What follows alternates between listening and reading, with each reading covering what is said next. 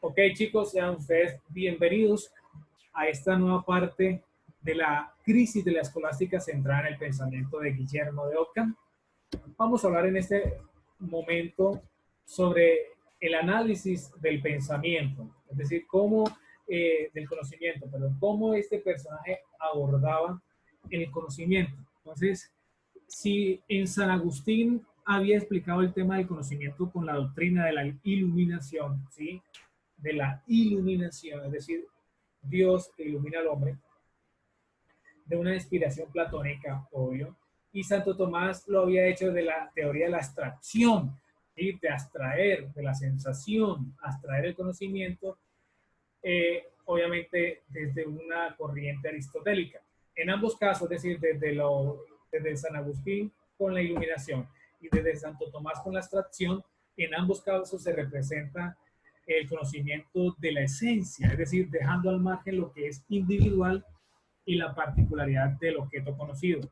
Esto va a conducir a que Guillermo de Ockham, ¿cierto?, se opondrá a ambas explicaciones, es decir, no está ni de acuerdo con San Agustín, ni mucho menos con Santo Tomás, ¿sí? Las rechaza. ¿Qué rechaza? La posibilidad de conocer directamente las esencias, tanto como una posibilidad de conocimiento abstractivo, es decir, ofreciéndonos una explicación basada en la intuición sensible, que nos permite entrar en contacto directo con la realidad individual y concreta, postura conocida con el nombre del nominalismo. Es decir, que no va a aceptar ni la iluminación ni la abstracción, sino que lo que él va a ofrecernos es una explicación basada en la intuición sensible, conocimiento a partir de la experiencia de los sentidos, intuición sensible. ¿Qué nos permite esta intuición sensible? Nos permite estar en contacto con la realidad individual, ¿sí? Con la cosa en concreta como tal. ¿Sí? Esa es la postura conocida como el nominalismo, es decir, los universales no existen o son simplemente el nombre de las cosas. No tenemos que presuponer la existencia de objetos que nadie ha visto y que nadie puede ver. Es decir, no tenemos que multiplicar los seres si no es necesario. A esto se pregunta este señor, ¿conocemos directamente pues la realidad individual o conocemos solo las esencias universales? ¿Qué conocemos nosotros? Bueno, este personaje de Guillermo de Ockham va a decir que la intuición no es la captación directa por parte del sujeto de una esencia, de una idea de tipo platónico, sino que prácticamente la intuición es la relación directa que conoce con el objeto conocido, con la cosa, es decir, no hay ningún intermediario, sino que directamente, personalmente, usted va a conocer al objeto, a la cosa como tal. Entonces, en este personaje vamos nosotros a abordar en primera instancia que es un conocimiento, ¿cierto? Bastante tajante, ¿sí? En el sentido de que el conocimiento es algo que se ofrece de modo directo e inmediato, ¿sí? No hay ningún intermediario, es decir, de modo directo e inmediato al individuo, ¿sí? No hay nada de abstracción, no hay nada de iluminación, de una elaboración del entendimiento que culmina en un concepto, no. Es algo presente, que se garantiza de forma inmediata por la presencia de la cosa que es la causa inmediata de dicho conocimiento. Entonces, el conocimiento abstractivo que mencionaba Santo Tomás, pues no es posible, porque lo universal no es real, es decir, conceptos universales no hay, ¿sí? No existe, no es algo que esté presente. Entonces, ¿qué son los conceptos? Pues los conceptos son aquellos que no pueden representar unas esencias, que no tienen presencia ni existencia real. ¿Yo cómo voy a dar un concepto de algo que no existe? ¿Para qué lo voy a inventar? No son más que signos de carácter lingüístico, decía este personaje. Luego, Guillermo Ockham distingue dos tipos de signos, los signos que son naturales y los signos que son convencionales, ¿sí? Los signos que son naturales son aquellos que son concebidos por la mente, es decir, que se originan en la mente y en este sentido pueden ser llamados palabras mentales, ¿sí? Y los signos convencionales pueden ser de dos clases, los proferidos y los escritos, es decir, son aquellos que pertenecientes al lenguaje, que pertenecen al lenguaje hablado o en su defecto al lenguaje escrito, ¿sí? La función de los signos, es decir, tanto los signos naturales como de los signos convencionales, es hacer las veces de las cosas, es hacer las veces de las cosas que significan en un discurso, es decir, sustituirlas. En ningún momento representa esencias inexistentes, es decir, siempre va a representar cosas existentes. Lo que no existe, pues no existe, y de eso no hay que inventar ni decir nada, ¿sí?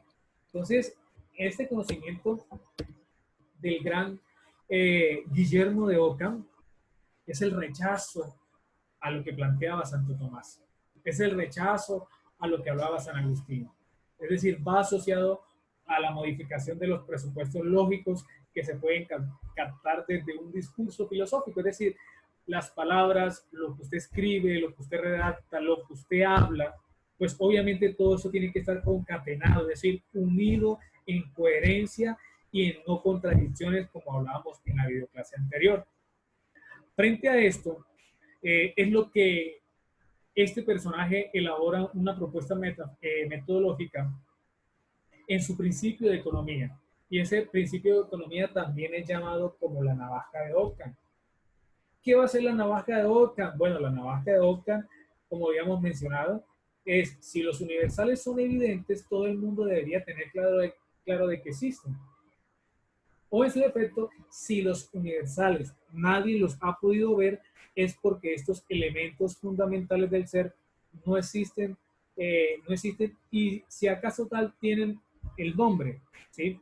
Entonces es un rechazo a lo superficial, a lo superfluo, ¿cierto? De las que no aparezca de modo inmediato en la intuición sensible.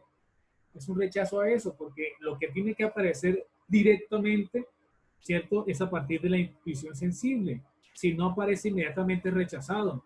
La exigencia de la simplicidad en la explicación de los sucesos reales, ¿cierto? Es decir, los universales no existen, o son simplemente el nombre de las cosas. No hay que multiplicar los entes sin necesidad. Es decir, no tenemos que presuponer la existencia de objetos que nadie ha visto y que nadie puede ver, ¿sí? No tenemos que inventarlos, ¿sí? No hay que multiplicar los entes sin necesidad. Y frente a este argumento, vamos a observar en este momento un video que me va a ayudar a mí a profundizar lo que hemos venido hablando de Guillermo de Ockham, específicamente en el tema de su principio de la navaja. Escuchemos, por favor.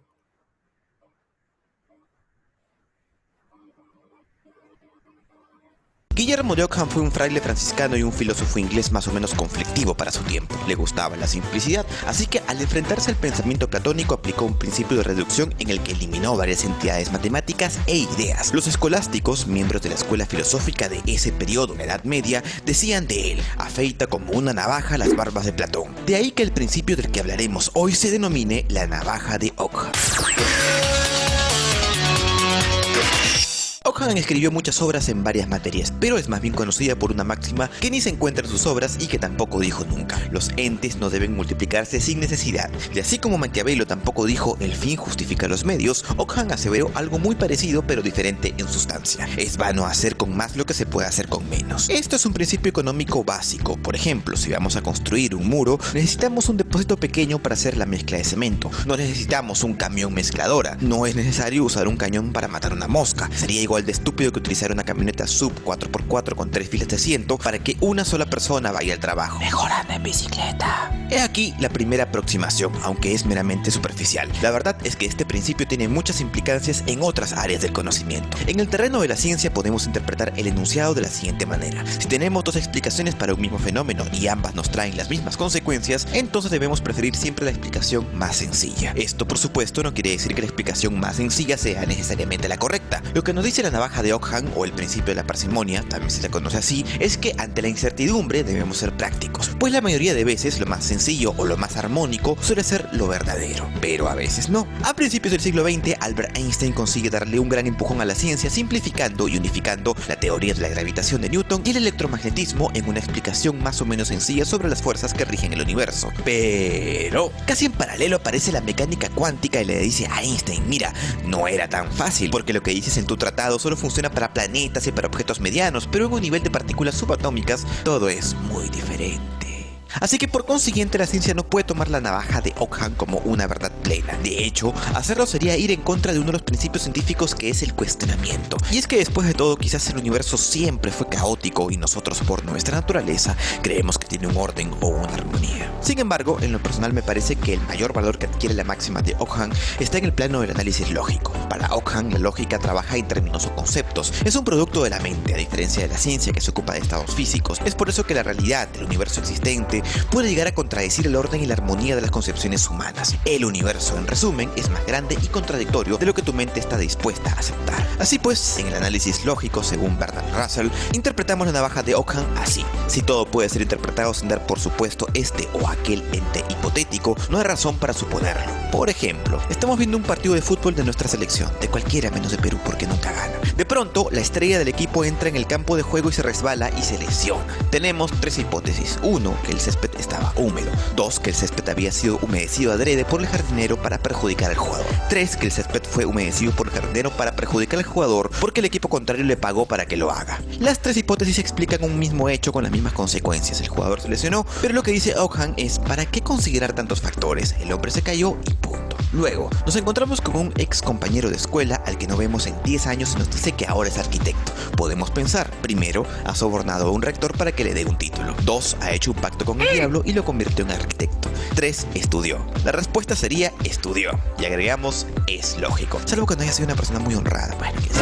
Ahora, y para terminar, quiero dejar este tema en tus manos, y es que hay una pregunta que sí o sí salta a la luz y da mucho espacio para la opinión. Ocurre que los defensores del creacionismo dicen que la navaja de Ockham apoya la hipótesis del origen divino del universo, por ser la explicación más sencilla, ello por sobre el evolucionismo. No obstante, los evolucionistas aclaran que el principio evolutivo es mucho más sencillo de entender que la idea de un dios. ¿Y tú qué crees? Espero tus respuestas en la caja de comentarios. De momento se despide tu... Bien, observamos un video que nos ayuda a puntualizar el tema del principio de la navaja de Ockham, ¿sí? Es decir, no tenemos que multiplicar los seres si no es necesario. Y obviamente nos decía que este principio de la navaja de Ockham dice: ante la incertidumbre debemos ser prácticos, ¿sí? Entonces estaba muy de la mano de la lógica. Entonces planteaban unos comentarios sobre un jugador de fútbol, ¿sí? Con una serie de hipótesis. Pues obviamente hay que coger la hipótesis más lógica, ¿sí? Aquí en el sentido, por ejemplo, si yo tengo un portátil y no lo tengo conectado a la carga, ¿sí? Y me voy a buscar el cargador, y cuando vuelvo y veo que el computador está apagado, hipótesis 1, se me descargó y se me apagó el computador. Hipótesis 2, se me dañó el computador. Hipótesis 3, se dañó la pantalla, ¿sí?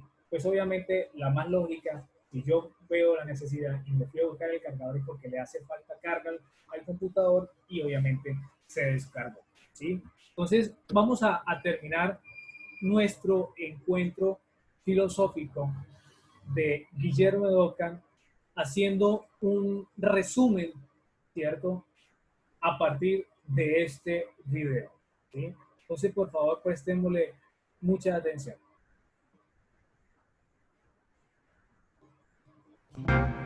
Saludos, soy el profesor Caliche en tareasplus.com. Bienvenidos a nuestro canal. William de Ockham fue un fraile franciscano, filósofo escolástico y teólogo del siglo XIV. Considerado una de las mayores figuras del pensamiento medieval, hizo importantes trabajos en los campos de la lógica, la física y la teología. Una de las ideas centrales de la filosofía de Ockham fue reconocer que la razón y la fe son fuentes de conocimiento diferentes y con contenidos distintos. Con la siguiente idea lo entenderemos mejor. Occam decía que a través de la razón no se podía demostrar la existencia de Dios. Occam decía que Dios era del campo de la fe. Esta separación entre fe y razón da un gran impulso al pensamiento científico. Ahora vamos un poco más allá. Occam enunció el siguiente principio: las entidades no deben multiplicarse innecesariamente. Esto, en otras palabras, puede entenderse así: en el mundo de la razón hay que eliminar los supuestos innecesarios o eliminar los conceptos metafísicos. Vamos con un ejemplo. Llueve. Desde lo metafísico, alguien podría decir que es un regalo de Dios para hacerle frente a los días secos, cuando el agua escasea. Ahora, la razón no lo ve así. La razón busca una explicación a partir de la observación de la naturaleza y se cuestiona, por ejemplo, cómo el viento, la temperatura y la humedad producen el fenómeno de la lluvia. Ahora, este principio de Occam ha evolucionado por siglos y se ha reformulado de la siguiente manera. Si para explicar un fenómeno determinado tenemos dos o más hipótesis, lo más razonable es aceptar la más simple, es decir, la que presenta menos supuestos no probados. Por tanto, si dos o más explicaciones están en igualdad de condiciones, no se debe tener en cuenta una explicación complicada si existe una más simple. Vamos con un ejemplo.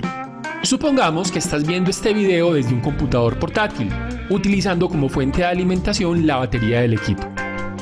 Te levantas y al cabo de un rato, cuando vuelves, lo encuentras apagado. Lo más probable y quizás lo más lógico es pensar que la batería se haya agotado, antes que pensar que haya habido una avería o que alguien lo haya apagado. ¿Por qué? Porque es la explicación más sencilla y probablemente la correcta. Actualmente, este principio se utiliza en la ciencia como regla general para guiar a los científicos en el desarrollo de hipótesis o modelos teóricos. La explicación más simple, la más probable, aunque no necesariamente la verdadera. Y mucho cuidado con esto, el principio de Occam no es irrefutable, porque en ocasiones la explicación más compleja es la correcta. Yo soy consciente de que aplico el principio de la navaja de Occam en mi vida cotidiana, pero hay algo más. Motivado por el pensamiento de Occam en su debate entre fe y razón, les confieso que veo con preocupación cómo muchas personas usan su fe en Dios y sus fanatismos para destruir uno de nuestros tesoros más preciados como especie: el pensamiento crítico y racional basado en argumentos. Y finalmente me pregunto, ¿ustedes qué piensan? Queremos conocer sus opiniones. Recuerden suscribirse a nuestro... Bien, es importante todo esto, lo que hemos abordado del gran Guillermo de Occam, la ruptura, la separación entre fe y razón, y obviamente lo importante que es conocer su filosofía.